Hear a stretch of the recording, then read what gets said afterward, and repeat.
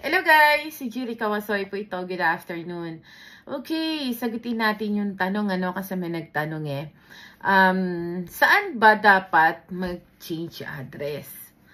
Okay, saan pwedeng patatakan ang alien card kapag ka magpapa-change address? Sa City Hall. Okay, sa City Hall po. No? Sa ating mga nakakaalam, sa mga matatagal na rito sa Japan, matik sa City Hall yan. No, siguro yung nagtanong sa akin, baguhan pa lang dito sa Japan, kaya po gano'n. Sa City Hall nyo po dadalhin ang inyong alien card or Zairyu card. Kasama po ng inyong my number, iyan po ay patatakan or pasusulatan ninyo sa City Hall. Doon po yan. Ano ho yan? Mati ko yan. Magkasama yan, dalawang yan.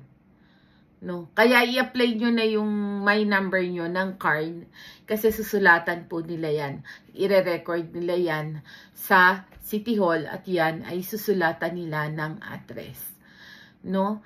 Kaya sa City Hall po ang pagpapatatak ng change address. Okay? Huwag nyo hong kalilimutan. At ito naman, kasi sabi niya, hindi ho ba dapat sa immigration? Ire-report nyo lang yan sa immigration na kayo ay change address kapag kayo ay may application. Kaya may extension application kayo or change status application kayo, ganyan, ganito. Kung kayo ay under application, visa application, tsaka nyo lang ire-report nyo kayo ay nag-change address. Pero hindi yan patatakan sa immigration ng change address, something ganyan. Wala pong ganyan. Ang tatak po ng change address ay laging sa City Hall. Okay po? Thank you po. Sana ho may naibahagi ho ako sa inyo ngayong araw na to.